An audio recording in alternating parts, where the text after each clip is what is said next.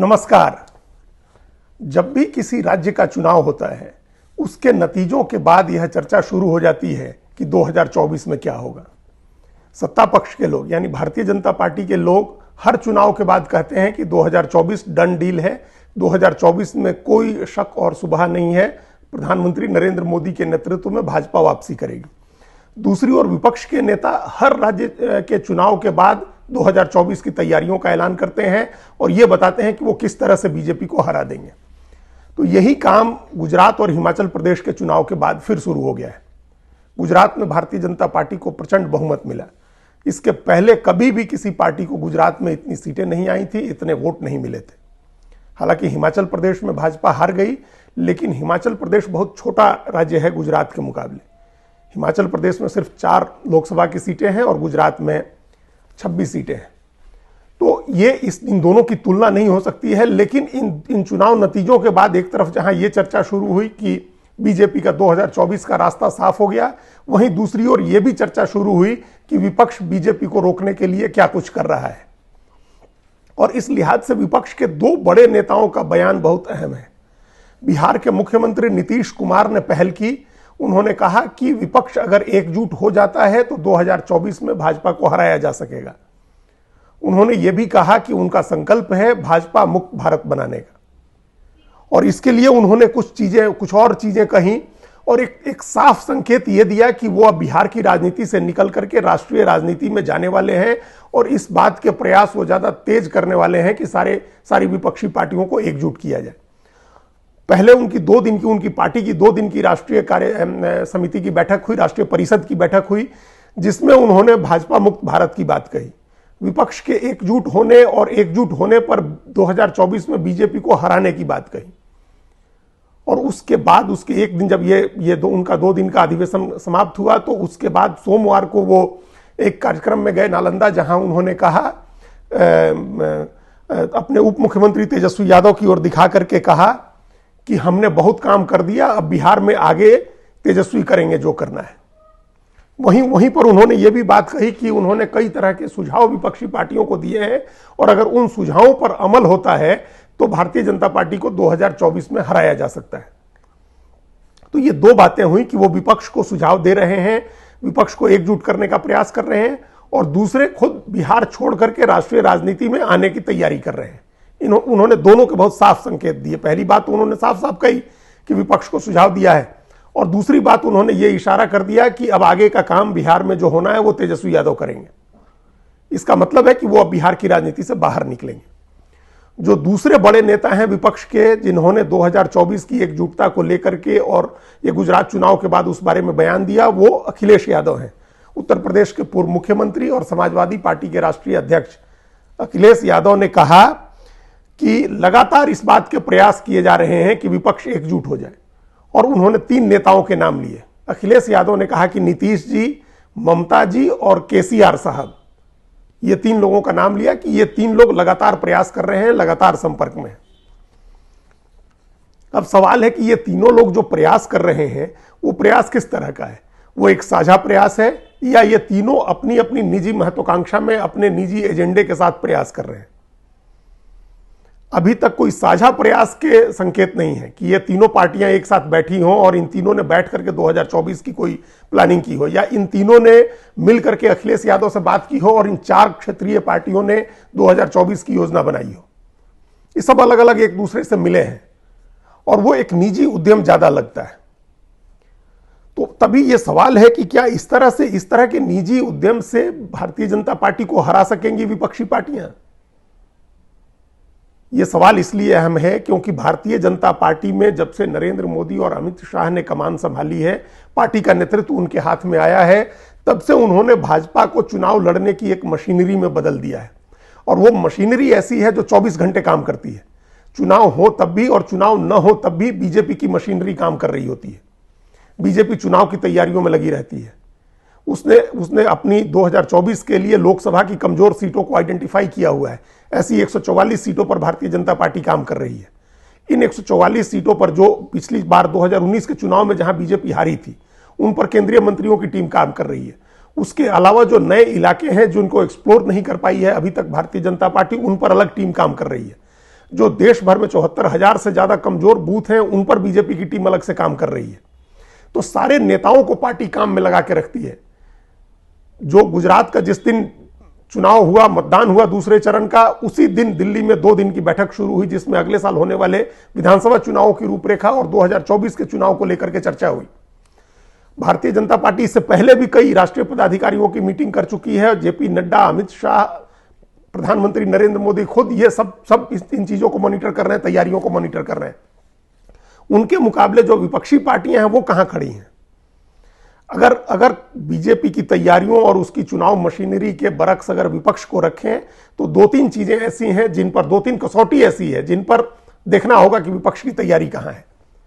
पहली कसौटी तो यह है कि भाजपा की मशीनरी के मुकाबले विपक्ष के पास क्या मशीनरी है।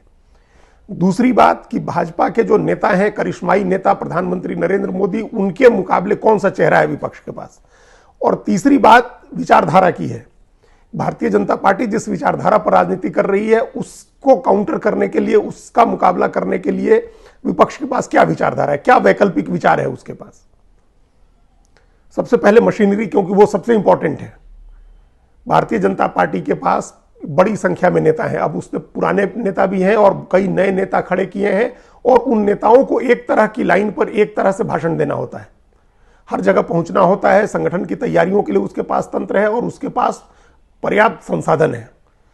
अभी भी इलेक्टोरल बॉन्ड से जो चंदा मिल रहा है उसका 90% हिस्सा भारतीय जनता पार्टी के पास जाता है।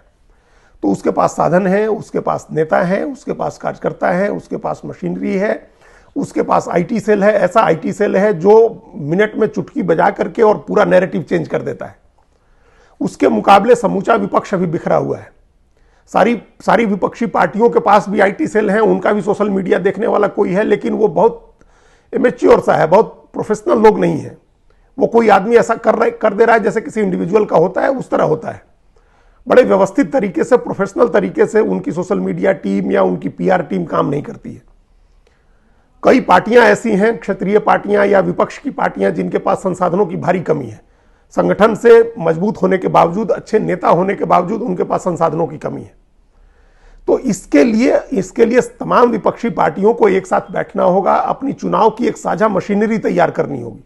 सीटों के बंटवारे और किसको कहां कितनी सीटें लड़नी है और किस नेता को दूसरे राज्य में, किसी एक पार्टी के असर वाले राज्य में जाकर के चुनाव लड़ना है, उसका जो सीट का बंटवारा हो और जो स्ट्रेटेजिकल एडजस्टमेंट हो, सीटों की जो रणनीतिक एडजस्टमेंट किया जाए कि कहां लड़ने से किसको क्या फायदा होगा। जो सबसे मजबूत पार्टी है उसके ज्यादा लोग लड़ेंगे, कोई दूसरी पार्टी उसके पूरक के तौर पर सप्लीमेंट्री काम करेगी। ये सारी स्ट्रेटेजी बनाने के साथ साथ सारी विपक्षी पार्टियों को संसाधनों का एक कॉमन पूल बनाना होगा। एक साझा संसाधनों में साझेदारी करनी होगी। जिन पार्टियों के पास ज्यादा संसाधन है या जो सक्षम पार्टियां हैं, उनको ये प्रयास करना होगा, उनको ये सुनिश्चित करना होगा कि वो जो संसाधनों से कमजोर पार्टी हैं उनकी मदद करें। इसके बिना बीजेपी के साथ लड़ाई संभव नहीं है। तो जब नीतीश कुमार ने ये बात कही है या अखिलेश यादव ने ये बात कही है, तो उनको इस बात का ध्यान रखना होगा कि सीटों के एडजस्टमेंट साझा रणनीति के साथ साथ एक साझा संसाधनों की साझेदारी भी उतनी ही जरूरी है। और वो कैसे होगा, इस पर सबसे पहले विचार करना होगा। सोशल मीडिया की टीम हो, पीआर की टीम हो, मीडिया में कैंपेन की टीम हो, आउटडोर कैंपेन की टीम हो, इन सब के लिए भी जो संसाधन चाहिए हैं, वो जब तक साझा संसाधनों की साझेदारी नहीं होगी तब तक ये संभव नहीं हो पाएगा। जहां तक नेता का सवाल है, तो इस मामले में जो अपोजिशन पार्टी हैं उनके पास कई नेता हैं और उन सब की अपनी अपनी महत्वाकांक्षा है। नीतीश कुमार बिहार की राजनीति से निकल करके एक राष्ट्रीय स्तर पर चेहरा बनना चाहते हैं। ममता बनर्जी तीसरी बार मुख्यमंत्री बनी है पूर्ण बहुमत से, और अब उन्होंने राज्य की पारी खेल ली है, उनको भी राष्ट्रीय स्तर की राजनीति करनी है, चेहरा बनना है। तीसरी बार चुनाव लड़ने के लिए इस अगले साल चुनाव लड़ेंगे केसीआर, और उन्होंने भी अपने बेटे, भतीजे और बेटी को तैयार कर दिया है आगे अपना उत्तराधिकार संभालने के लिए। तो उनको भी राष्ट्रीय स्तर की राजनीति करनी है। शरद पवार को भी राष्ट्रीय स्तर की राजनीति करनी है। उनकी उम्र हालांकि बहुत ज्यादा हो गई है, लेकिन उनकी इच्छाएं, उनकी लालसा समाप्त नहीं हुई है। और सबसे बड़ी विपक्षी पार्टी के नेता राहुल गांधी पदयात्रा कर रहे हैं, 3,500 किलोमीटर पैदल चल रहे हैं। वो अपनी पार्टी के सर्वोच्च नेता बन रहे हैं, नैतिक रूप से भी और राजनीतिक रूप से भी। तो कांग्रेस पार्टी उनके लिए पिच कर रही है। कांग्रेस की नजर में बाकी किसी भी क्षेत्रीय और प्रादेशिक नेता के मुकाबले राहुल गांधी ज्यादा योग्य लगते हैं नरेंद्र मोदी का मुकाबला करने के लिए। तो जब इतने सारे नेता एक साथ अपनी दावेदारी करेंगे तो कोई कहीं नहीं पहुंचेगा, कोई साझेदारी नहीं बन पाएगी, कोई एडजस्टमेंट नहीं हो पाएगा और न एक मोर्चा बन पाएगा। जिसके लिए यह कहा गया है, जिसके लिए नीतीश कुमार ने कहा कि कोई थर्ड फ्रंट नहीं होगा 24 में, उन्होंने कहा मेन फ्रंट होगा। तो मेन फ्रंट तभी होगा जब कांग्रेस पार्टी भी उसमें रहेगी और तमाम विपक्षी पार्टियां उसमें रहेंगी। तो उस मेन फ्रंट के लिए नेता कौन होगा, यह बहुत ज्यादा विरोधाभास का मामला हो जाएगा। किसी पार्टी के लिए संभव नहीं होगा कि वो एक नेता इन पार्टियों के लिए संभव नहीं होगा। और ये पार्टियां जो अपने अपने अपने राज्य में जातीय और भाषाई अस्मिता की राजनीति करती हैं, वहां कोई एक चेहरा घोषित हो जाने के बाद वो कारगर नहीं होगा। जैसे अगर नीतीश कुमार का चेहरा घोषित हो जाए तो इससे पश्चिम बंगाल में ममता बनर्जी को कोई फायदा नहीं होगा, या ममता बनर्जी का चेहरा घोषित हो जाए तो बिहार में नीतीश कुमार को कोई फायदा नहीं होगा। इस तरह से अपोजिशन को फायदा नहीं है चेहरा घोषित करने में।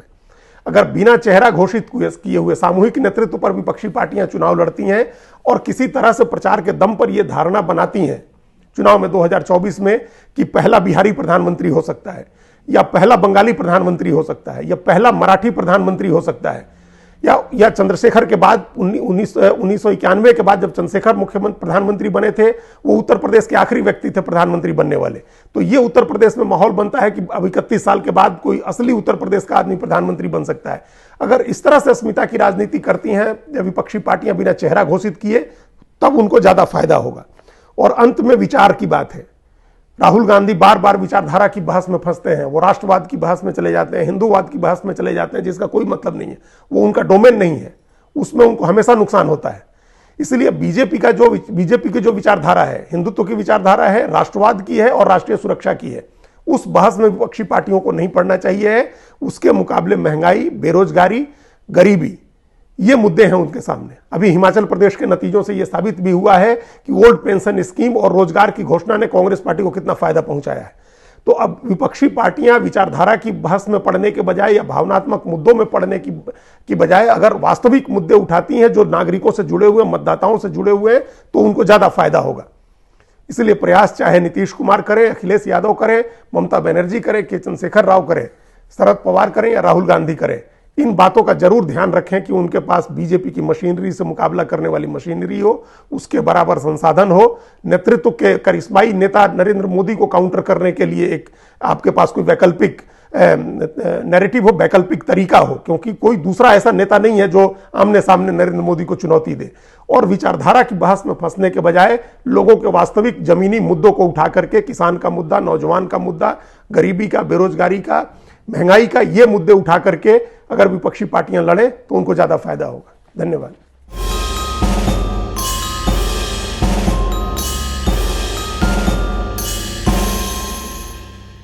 कृपया हमारे चैनल के साथ जुड़िए, लाइक कीजिए, सब्सक्राइब कीजिए, बेल आइकॉन जरूर दबाइए।